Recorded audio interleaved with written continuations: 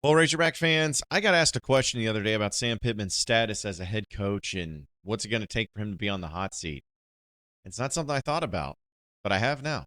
So let's talk about it on today's Locked On Razorbacks podcast. You are Locked On Razorbacks, your daily podcast on the Arkansas Razorbacks, part of the Locked On Podcast Network, your team every day. Welcome into the Locked On Razorbacks podcast. I am your host, John Nabors. I am also the host of Out of Bounds. You can catch every weekday afternoon from 1 to 4 on 1037 The Buzz and 1037thebuzz.com. Hope everybody's having a wonderful Friday. Finally made it to the weekend, which I know is exciting for everybody to make it at this point. But a few things that we're just going to kind of dive into that actually got, I thought was really good discussion. And when I say discussion, I'm going to talk to myself about it and just act like I'm talking to you about it is pretty much how it goes. But still, a few things got brought up. And I find it interesting whenever hot seats or coaching changes or possible changes or pressure or whatever it may be get brought up by particular coaches or about particular coaches from fan bases, particularly in the SEC. Because let's be honest, with today's day and age, it's not as difficult, or at least doesn't take as much time, to have a coach build a program and to have success at a faster rate. Like the idea of it taking 3, 4, 5 years to go from being a losing program to a winning program is not a thing anymore. It's because of the portal, because of recruiting, because of NIL, because of all those things. You can go from literally a non-factor of a program to boom, being an instant team, program, whatever it is, that is looked at as one of the better ones in your conference. Not everyone is lucky enough to have that happen, but it's just the reality that it is. So the pressure on coaches has never been higher, and the leash for coaches has never been shorter, and the patience level for fans have never been less. So when it comes to coaching, just in all of the SEC or in all of major college football, they always have the rankings. I think it's like the hot seat rankings for coaches. And I was on an actual radio station in Alabama, and they were asking me just kind of about the basics about football and KJ Jefferson and all this stuff. And then they said, I look at Sam Pittman as someone who, if he doesn't start making some moves this year, there could be some things that change and he could end up losing his job. What's the pressure and what's the hot seat like for Sam Pittman there in Fayetteville right now? And, I kind of thought about it, and I felt like there really wasn't necessarily a hot seat for Sam Pittman. Because I want to be honest about this, and some of you may see this titled and may already start arguing with me or throwing things at me in the comments section. But let's just be clear. I'm not saying Sam Pittman is on the hot seat. I'm not saying Sam Pittman has to do certain things to keep his job this year, because I feel like, there's always something. If he goes 0-12, you got to fire him, of course. But I think that that's something that fans in this going into this year 4 are having a tough time trying to figure out exactly where their level of anger is at, or maybe where their level of frustration is at, because I don't find fans mad at the football program or think that the football program is not good, or that Sam Pittman is not a good coach, or that the program's not going to be successful under Sam Pittman. Like, I don't find anybody like that. And so when they ask that question, I just kind of alluded to the answer of saying, I don't think he's on the hot seat. Because I don't. I don't think he's on the hot seat. I don't think that has to have an extraordinary season this year to keep his job. I don't think that at all. And I think it would be unfair to do it that way too. Now, let's be honest about this. I love Sam Pittman. I think he's a great guy for the job. I think he loves Arkansas, and I think that's important here. And I think he's proven that he can win at a high level. I mean, he had a 9-win season at Arkansas, which is something that Brett Bielema never did. Definitely not Chad Morris ever did. Houston Nutt took him. He was here for 10 years, but he only had it happen 3 times. Petrino twice. So it's not exactly like a thing that happens all the time. And he was able to accomplish that. And in that same year, I mean, you're talking about a 2-point conversion away from winning 10 games against Ole Miss. You gave Alabama all that they wanted on the road, only lost by a touchdown. Auburn was still a weird game that I feel like you were the better team, but you just lost. Like, you showcased that you were a team that could be a highly competitive team in the SEC. So Sam Pittman's proven that to me already. But it's a matter of you got to have results on the field. You got to be able to showcase that you're going in the right direction, that you continue to win, you continue to build a healthy program. And this year's important for that aspect. Because if Sam Pittman goes 6-6 this year, the exact same record that Arkansas has last year, no one's going to be happy. Sam Pittman's not going to be happy. I'm not going to be happy. You're not going to be happy. The American people aren't going to be happy with Arkansas going 6-6. So is that a correlation to firing him? No, I don't think so. It becomes where the next year is do or die. In 2024, with that crazy schedule that we've already talked about, it's do or die. It's like you got to be able to take major steps forward or you're done. It's just the way it is. If he goes 7-5, I think people are satisfied. May not be overly excited, but satisfied. If you go 8 wins or more, people are, I think, excited. I think if you win 8 games this year, I think every fan is going to be pumped up about it. 9 wins, 10 wins, keep going. It's just going to elevate the excitement level. The only thing that's really going to have people start calling for heads around here is if you go 5-7. If you don't make a bowl game, that's really all it's going to take is people getting to that point. And honestly, I don't blame them. And I think that most people would find that pretty reasonable.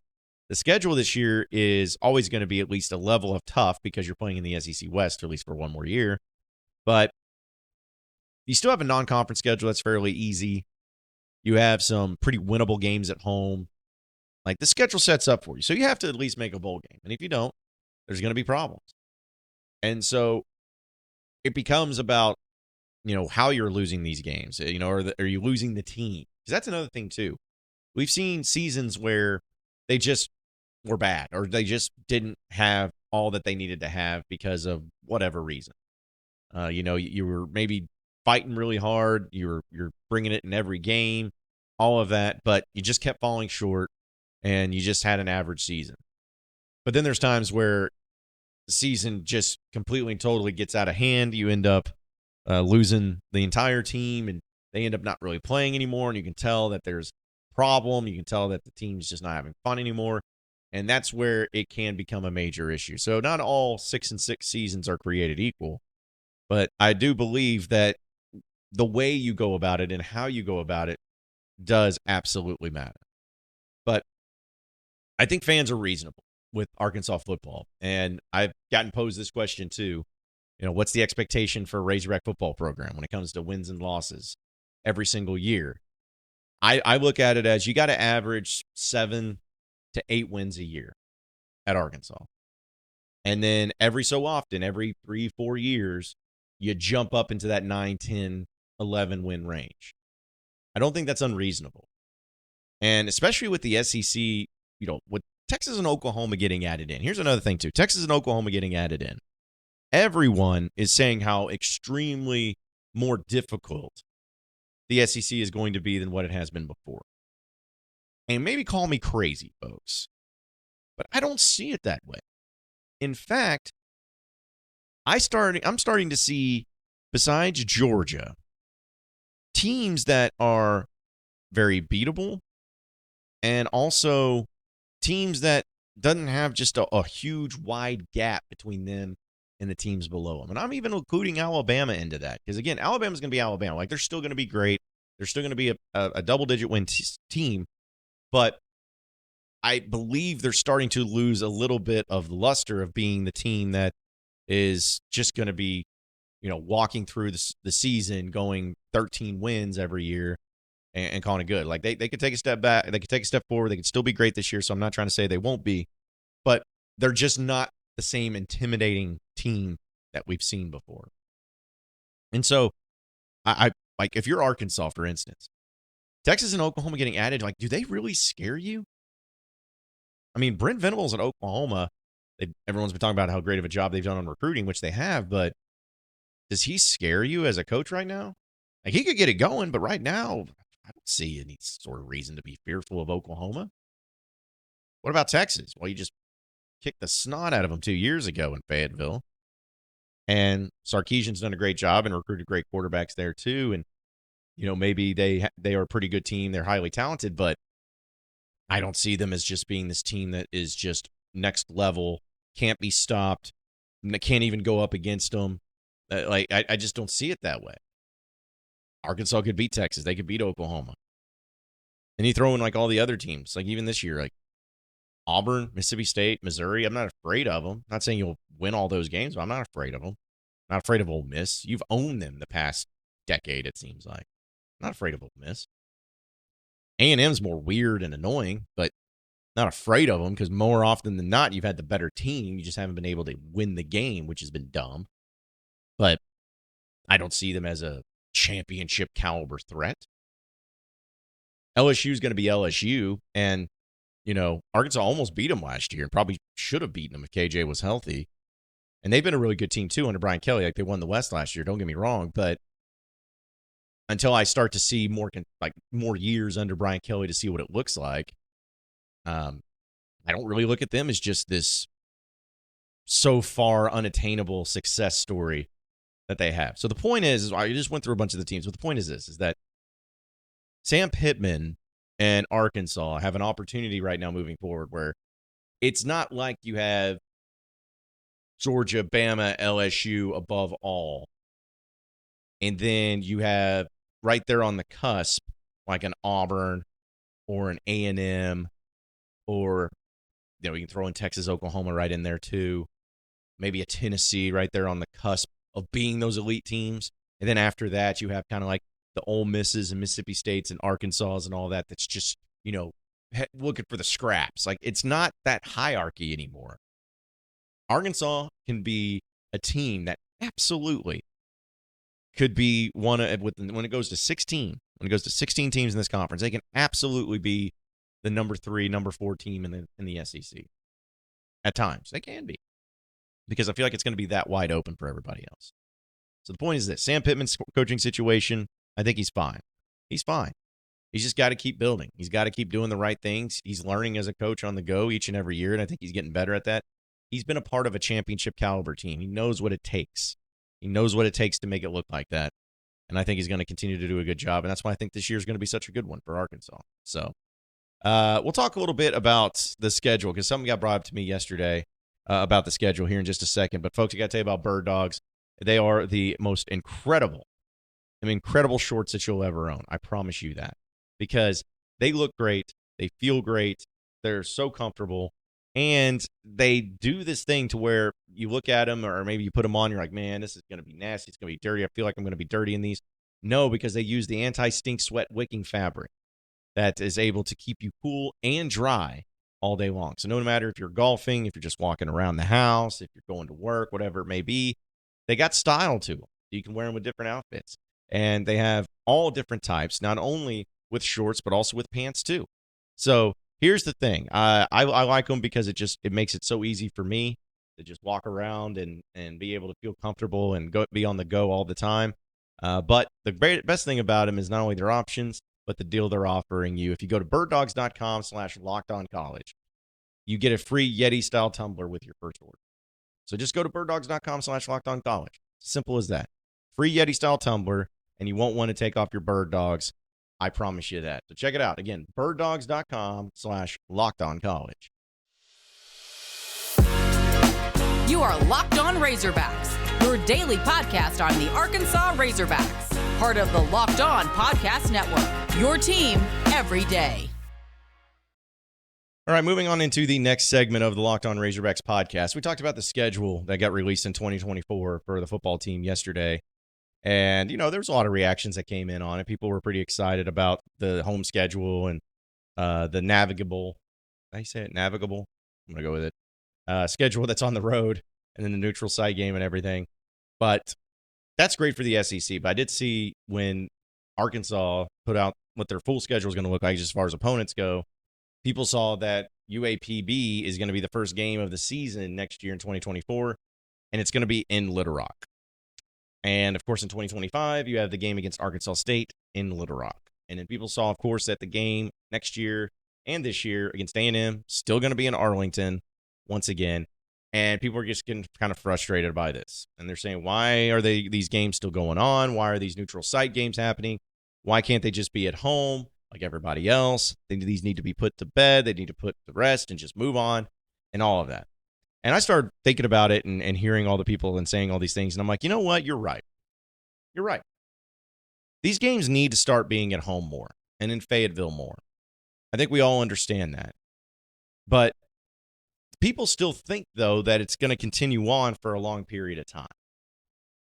As if, like, this is just an ongoing thing that we're just going to have to deal with, just like we always have had to deal with it. I just killed a mosquito. Sorry about that. I was about to say someone was biting me. So sorry about that. Anyways, but that was one of the things that people kept bringing up, is just tired of those games and thinking that's going to be an ongoing problem, an ongoing issue. Well, let me tell you this, folks. It's not going to be. It's not going to be. Because in 2025, the games in Little Rock are going to end. Now, has that been officially announced? No. But that is my understanding. That's my belief. After that game against Arkansas State in 2025, it's over. It's done. No more games in War Memorial. Arkansas is losing too much money on the deal. The games become a problem. It's a road game for the teams. You can't have hosting on visits and all of that stuff. It's just no longer necessary. It's no longer needed. That game's going to go away. And then in 2024, in the game against A&M down in Arlington, that's the last time that those two teams will be facing off against each other in Arlington. It's over. That will be going back to a home and home if they end up playing each other at any point in time. And that game in Jerry World will no longer exist. Now, that being said, I do believe that there are going to be some sort of games still happening in Jerry World. Now, will it be every year? Don't know. Who will be the opponents? Don't know. But I have a hard time believing that Jerry Jones, who has done so much for the University of Arkansas, is going to just say, you know what, that's fine. I don't want you guys here anymore. It's no, we're done with it. I don't think that's going to happen. Nor do I want it to happen. You say what you want about the Arlington game. Does it need to change from Texas A&M every year? Absolutely. Absolutely. I'm all for that, and I'm all with that. But, folks, you don't understand. Like, it's almost like we've become spoiled and a little bit unaware of it. But, folks, you get to play in Jerry World, the state-of-the-art, the football stadium in the United States of America. Like, the place. Do you know how many other football teams get to play there? You know how many other college athletes in their 3, 4, 5-year tenure or career as a student athlete, you know how many times those people get to play in Jerry World? Some of them never, not once.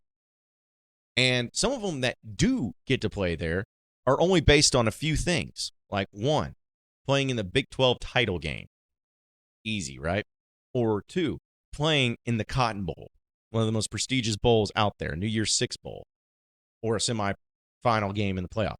Easy, right? Sure. Like, that's really it. I think there's another bowl game that's there.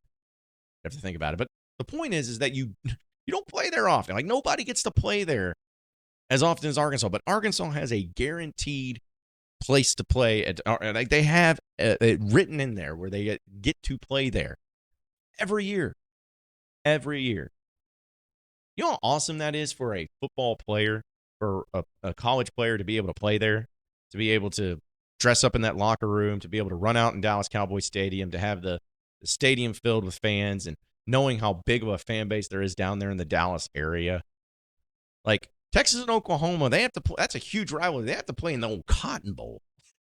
Sometimes I think they want that because of the fairground. Gross. They have to play in the Cotton Bowl. You get to play at Jerry World. So I don't want that game to go away. I want it to change from A&M, but I don't want Arkansas to not play there anymore. They don't need to play in War Memorial, but I think they need to play and continue to play at Jerry World in some capacity. They'll figure it out. They'll find out a way to do it, but I feel like, yes, getting home and staying home is very important. No question about it, but I still think that there's a lot of good reasons to play that game down there. You still need to have good recruiting. You still need to get in Texas and have good recruiting. And I think being able to tell kids, hey, if you come here to Arkansas, guaranteed you get to play in Jerry World multiple times. I feel like that should be a pretty good recruiting pitch. It's just my opinion. We'll talk about the latest commitment for Razorback football on the other side of the break, and it's a pretty big one in state. So stay with us here on the Locked On Razorbacks podcast. You are Locked On Razorbacks, your daily podcast on the Arkansas Razorbacks, part of the Locked On Podcast Network, your team every day. All right, so final segment here on the Locked On Razorbacks podcast. Arkansas had a pretty nice big commitment for the 2024 class, as Arkansas's had a couple of those here recently. But this one's in state. Bentonville wide receiver C.J. Brown verbally committed to Arkansas during a ceremony at the school's athletic center last night. He says, quote, "It was a very easy decision for me. It's my home state. My family is close. My parents see me every weekend play for the Hogs. Coaching staff is great. I think they're really building something good in the SEC, especially with this new schedule. I think Arkansas is going to surprise a lot of people." Like the confidence. He's 6'1", 180. And here's the thing about it is that he is a 3-star recruit, but he had scholarship offers to Tennessee, Minnesota, Kansas State, Louisville, Oklahoma State, Vanderbilt, Purdue, and several other programs before picking the Razorbacks. And it was kind of a cool thing because he made an official visit back in the first weekend of June. And also he said he had a desire to be a Razorback. He said, just reconfirm my decision that I made a bit ago that I wanted to go and play for the Hogs. Got to love that from the in-state kids. It always means a lot more, too, when you stay in-state. He had apparently a call with Sam Pittman and everything, and it was kind of a funny thing because it's according to HogSports.com. He called Arkansas wide receivers coach Kenny Guyton when he committed to the Razorbacks. Then he FaceTime coach head Sam Pittman. He said, quote, "It's crazy. I called Coach Guyton in a Las Fajitas bathroom, and I told him I wanted to go to Arkansas. Coach Pittman shortly texted me probably about 2 minutes later and said, FaceTime me right now." So I FaceTime Coach Pittman. He was ecstatic. He was happy. He said, "That's the best decision I'll ever make." And he goes on. I thought it was also cool, too, that he has a sister named Jada Brown, who's a sophomore on the Vanderbilt women's basketball team. So there was a little bit of an interest there, too. And now Arkansas, according to On3.com, ranks as the number 15 recruiting class in the nation for 2024. So solid get for Arkansas. You know, I know that you see 3-star, you see a wide receiver, you know, maybe it doesn't move the needle for some of you, but to me, I've always felt like it's very important to be able to have the in-state kids stay at Arkansas and be Razorbacks, especially when they have offers to other SEC schools and other major programs. You don't need to lose them. So it's good to see that, because I'll give 100% credit also to Sam Pittman and the way he's done it. He hasn't gotten every single player that's come out of the state of Arkansas, but pretty much has built a fence around the state. Very few players have left the state of Arkansas that were highly regarded players. And so I think that that's something that needs to be commended. You're not going to have the same level of recruits that you'll have in basketball, like the 5-stars and even in baseball or anything like that, but you'll definitely have plenty of players here and there that'll be able to add a lot of things to the mix and be able to be a great Razorback because they come from the state and it means a lot to them. So nice little get for Sam Pittman, and hopefully they can continue it on and building this great recruiting class that they have so far. Appreciate everybody listening into Locked On Razorbacks podcast. Be sure to like and subscribe to the podcast on iTunes or on Google Play. You can also get after me on Twitter at BuzzJohnNabors for any questions, comments, concerns that you may have. We'll keep it going from there. Same podcast time, same podcast channel tomorrow afternoon. Have a great day, everybody. We'll see you then.